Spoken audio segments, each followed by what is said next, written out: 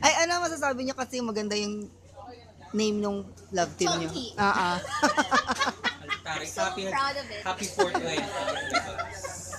Ang love team na nakaka-addict. Ang love din mo nakaka-addict sa sayo, mga ganon. Mga ganon yung hashtag din. Good vibes talaga tong movie na to. Meron pa bang ibang characters kaming aabangan bukod sa inyong dalawa? Would you like to tell us a little? Of course, si Miss Janice de Belen. Janice de Belen. Si Kuya Betong, na kapatid dati ni Kian, ngayon ay ama ko na. Tsaka yung mga bago. Ako first time ko kasi sila makakasama and hindi Kiray ko po, naman kiray. talaga. Hindi ko naman talaga kaya. Like yung mga Sinisik mo. yung mas bata. Sila Michelle Vito, Okay. si Girl Trend Devon, si